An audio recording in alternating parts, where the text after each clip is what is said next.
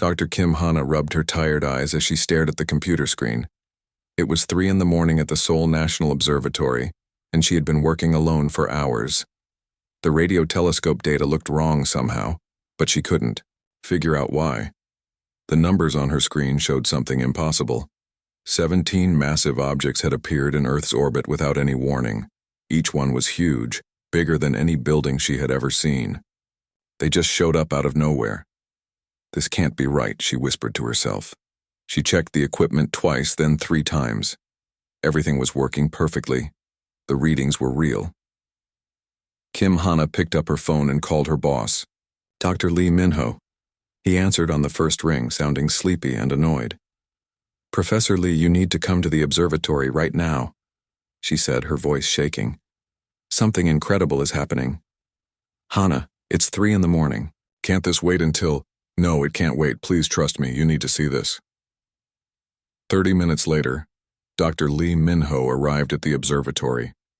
His hair was messy and he was wearing an old sweater, but his eyes became wide when he saw the data on Kim Hana's computer.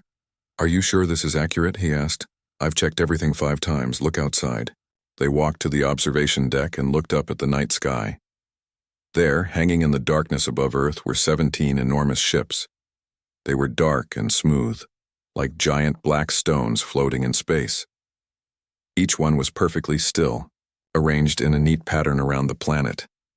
My God, Dr. Lee whispered. They're real. The ships made no sound. They didn't flash any lights or send any signals. They just hung there in the sky, silent and waiting. Within 2 hours, other observatories around the world were calling. Everyone was seeing the same thing. The ships were visible from everywhere on Earth, but they weren't doing anything threatening. They were just there. By morning, the news was everywhere. Television reporters stood outside government buildings, talking quickly into their cameras. Park Ji-soo, a news anchor from KBS, looked directly into the camera and said the words that everyone was thinking. This is the most important day in human history. We are not alone in the universe. Social media exploded with pictures and videos. Everyone was taking photos of the ships and posting them online. The whole world was talking about the same thing. Governments held emergency meetings. Scientists gave interviews on television. Military leaders made serious speeches about being ready for anything. For 2 whole days, the alien ships were the only thing anyone cared about. Every conversation started with them. Every news report was about them. Children pointed at them in the sky and asked their parents 1,000 questions. But then something very strange began to happen. On the 3rd day, Park Ji-soo didn't mention the ships during her morning news program. She talked about the weather and local politics instead. When viewers called the television station to ask why, the people who answered the phones seemed confused. What ships? They asked. Online, something even stranger was happening. Blog posts about the alien fleet started disappearing. Park Do-hyun, who had been writing detailed updates about the ship's positions and movements, found his entire website completely empty when he woke up. All his posts were gone. Social media companies said it was a technical problem. Government officials stopped taking phone calls about the aliens. The emergency meetings ended without any explanations.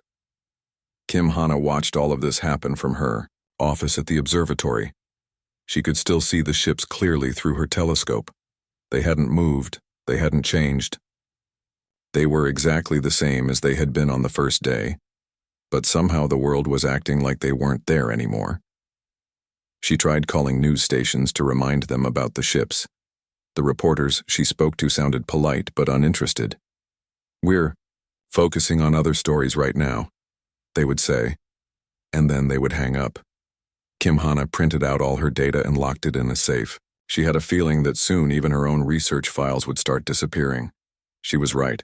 The next morning, her computer had been wiped clean. All her official records about the alien ships were gone. But the ships themselves were still there. Anyone could look up and see them hanging in the sky. They were as obvious as the sun and moon. Yet somehow people had stopped talking about them. They had stopped thinking about them. They had stopped caring about them. Kim Hana stood on the observation deck and looked up at the 17 silent vessels. They seemed to be watching Earth, studying it, waiting for something. But what were they waiting for? And why had humanity decided to pretend they didn't exist? The strangest part was how natural it felt. Even Kim Hana sometimes found herself forgetting about the ships for hours at a time. She would go about her normal day, eating lunch and checking emails, before suddenly remembering that there were alien spacecraft hanging directly above her head. Something was happening to humanity, and Kim Hana was determined to figure out what it was. Astronaut Choi Yoonji floated inside the International Space Station, pressing her face against the observation window. The 17 alien ships were so close she could see details on their smooth, dark surfaces. They hung in perfect formation, around Earth like silent guardians. Each ship was enormous, easily the size of a small city. Strange patterns of light moved across their hulls, too faint for telescopes on Earth to detect. But from the space station, Choi Yoonji could see everything, clearly. "Mission Control, this is the ISS," she spoke into her radio. "The alien vessels are showing new activity. I can see scanning beams moving across the Earth's surface." There was a long pause before Mission Control responded. "ISS, please repeat your last transmission." "The alien ships. They're scanning the planet with some kind of invisible beams. You need to document this." Another pause. "ISS, we're not tracking any unusual activity in your sector. Please focus on your scheduled experiments." Choi Yoonji stared at her radio in confusion. The ships were right there. Anyone could see them from the station. How could Mission Control pretend they didn't exist? Down on Earth, Dr. Kim Hana was having her own problems. She arrived at the Seoul National Observatory to find security guards waiting for her. "Dr. Kim, your research access has been suspended," one guard told her politely. "All materials related to your recent project have been classified." "What project?" she asked, though she already knew the answer. "We can't discuss classified matters. Please clean out your personal items and leave your security badge." Kim Hana felt her heart sink. She had spent weeks studying the alien ships, collecting data, trying to understand their purpose. Now all her work was being taken away. But the strange thing was how normal everyone acted about it. Her colleagues at the observatory smiled and waved goodbye as if nothing unusual had happened. They talked about their regular research projects, their families, their weekend plans. Nobody mentioned the massive alien fleet hanging right above their heads. Dr. Lee Minho, her former supervisor, passed her in the hallway. Just a week ago, he had been as excited as she was about the discovery. Now he looked right through her. "Professor Lee," she called out, "can we talk about what's happening?" He stopped and turned around, looking confused. "What do you mean, Hana?" She pointed toward the ceiling. "The ships, the alien fleet. You saw them with me." Dr. Lee Minho's face went blank for a moment. Then he smiled politely. "I think you might be working too hard, Hana. Maybe you should take some time off." Kim Hana left the observatory feeling like she was going crazy, but as she walked through the streets of Seoul, she could see that she wasn't the only one acting strangely. People went about their normal lives, but there was something different about them. They walked with their heads down, avoiding looking at the sky. When they did glance upward, their eyes would slide away quickly, as if they were trying not to see something. At a coffee shop, Kim Hana listened to customers chat about work and relationships and television shows. The alien ships were clearly visible through the large windows, casting shadows across the tables, but nobody mentioned them. She approached the owner, a friendly woman named Young Minji, who had always been curious about Kim Hana's work at the observatory. "Minji, can I ask you something?" Kim Hana said. "Do you notice anything unusual in the sky lately?" Young Minji looked up through the window for just a second, then quickly looked away. "No, nothing unusual. Would you like your regular coffee order?" Kim Hana tried a different approach. "What do you think about the news reports from last week? About the big discovery?" "What discovery?" Young Minji asked, already moving toward the coffee machine. "I don't really follow the news much." This was the same woman who used to discuss every major news story with her customers. Young Minji loved talking about current events, But now she acted like nothing important had happened in weeks. Kim Hana left the coffee shop and walked through the city center. Everywhere she looked, she saw the same pattern. People could clearly see the alien ships if they looked up, but they seemed to have an invisible barrier in their minds that prevented them from thinking about what they were seeing. A taxi driver, named Bae Tae-hyung, drove past her, navigating carefully around the shadows cast by the ships. But when Kim Hana flagged him down and asked about the shadows, he looked genuinely confused. "What shadows?" he asked.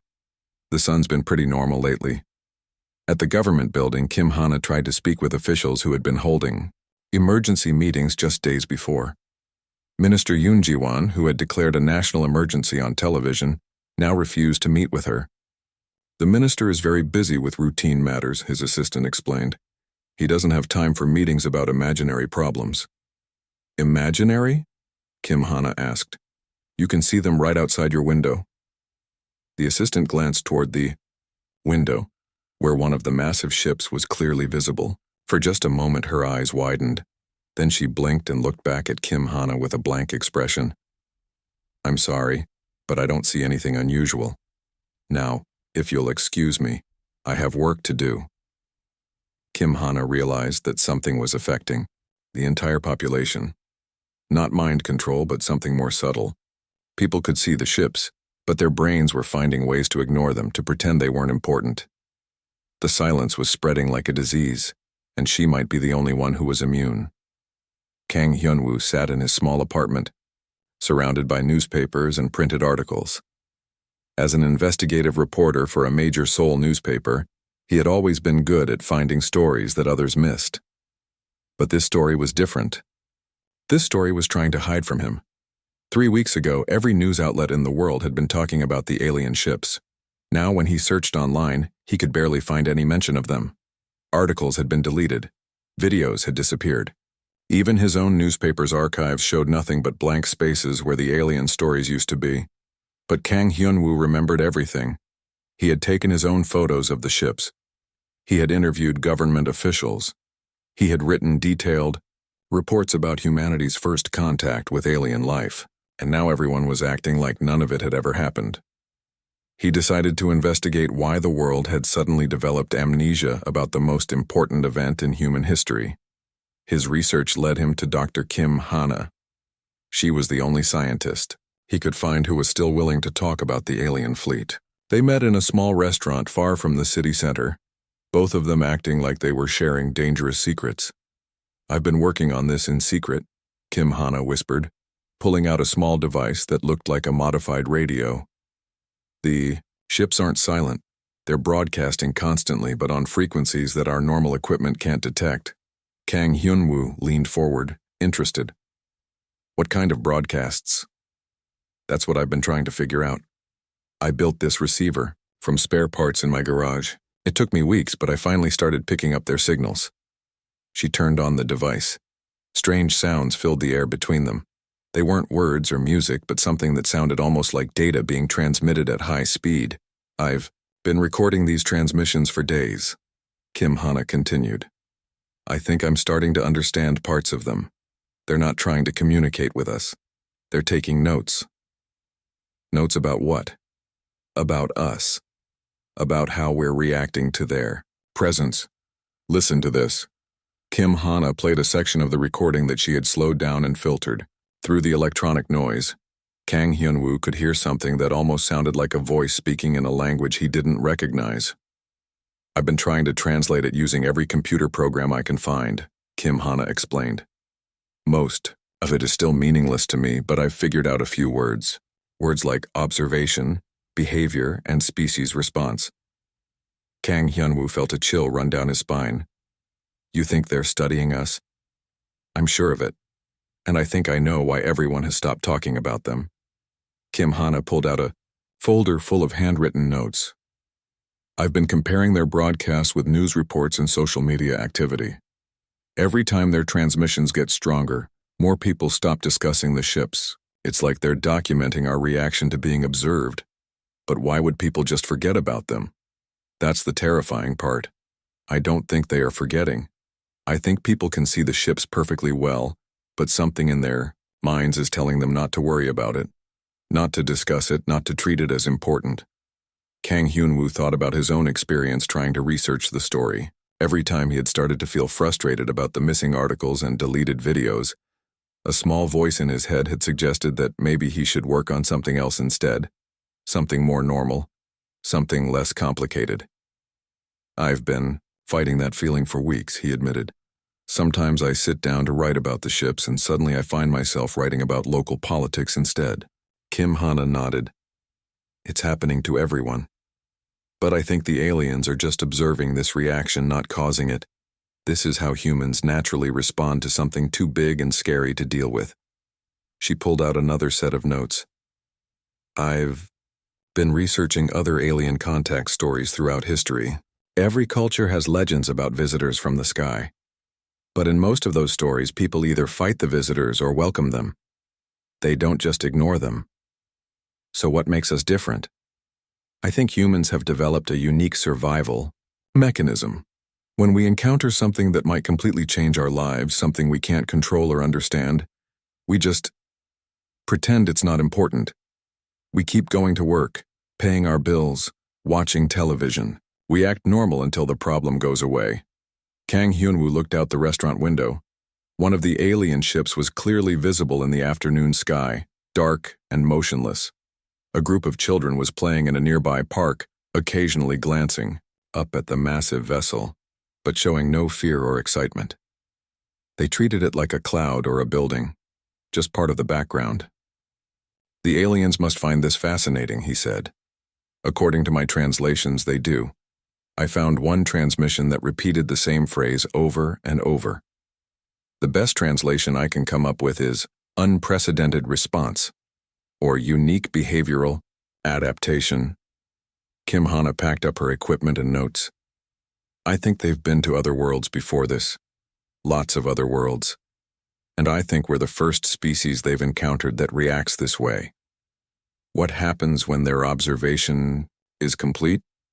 Kim Hana looked up at the alien ship through the window. I don't know, but I have a feeling we're going to find out soon. Dr. Kim Hana spread her handwritten notes across the small table in her garage. After weeks of secret work, she had finally decoded enough of the alien transmissions to understand what they were really saying. The truth was more disturbing than she had imagined. Kang Hyun-woo arrived just as she finished organizing her translations. His face looked tired from weeks of investigating a story that the world seemed determined to forget. I have good news and bad news, Kim Hana said without greeting him. The good news is that I figured out what the aliens are doing here. The bad news is what I learned about us. She pointed to a page covered with symbols and English words. These aren't invasion plans or demands for surrender. They're research notes, scientific observations about human behavior. Kang Hyun-woo sat down and looked at the translations. What kind of observations? They've been comparing our response to their arrival with the responses of other species they've studied. And Hyun-woo? We're not reacting the way anyone else has. Kim Hana pulled out a chart she had created based on the alien data. According to their records, they've visited 847 different worlds with intelligent life. Every single species did one of three things when they arrived. They either attacked immediately, tried to communicate, or organized some kind of unified planetary response. And humans? We did something completely different. We saw them, acknowledged they were there, and then collectively decided to ignore them. Kang Hyun-woo stared at the chart. That can't be right. People were talking about them for days. Yes, but only for 2 days. Then something in the human mind kicked in. We started treating an alien invasion like a minor inconvenience that would go away if we didn't pay attention to it. Kim Hana showed him more translated passages. The alien observations were detailed and clinical. They described how humans had initially responded with excitement and fear, but then quickly returned to their normal routines despite the continued presence of the ships. Listen to this, she said, reading from her notes. Subject species demonstrates unprecedented psychological adaptation. Despite continued visual confirmation of our presence, 97.3% of population has ceased active consideration of our existence within 72 hours of arrival. They're studying our psychology? More than that. They're fascinated by it. Look at this next part. Kim Hana flipped to another page. Subject species appears capable of acknowledging existential threat, while simultaneously behaving as if threat does not exist. This represents unique survival mechanism not observed in previous 846 species contacts. Kang Hyunwoo felt a chill as he realized what this meant. We're the only species that has ever reacted this way? According to their data, yes. Every other civilization either united to fight them, tried to establish diplomatic contact, or organized evacuation plans. Some species destroyed themselves in panic, others immediately surrendered, but humans just went back to work. Kim Hana walked to her garage window and pointed outside. A businessman named Han Ji-won was walking to his car, talking on his phone, about quarterly sales reports. One of the massive alien ships hung directly above him, casting a shadow across the street. He glanced up once, then continued his conversation without missing a word. That man can see the ship clearly, Kim Hana said. He knows it's there, but his brain has decided that his sales meeting is more important than first contact with alien life. Across the street, a teacher named Oh So-young was hanging laundry on her balcony. When one of her shirts fell to the ground, she looked up to see if it had caught on anything. Her eyes passed right over the alien vessel hovering above her building. She picked up the shirt and went back inside.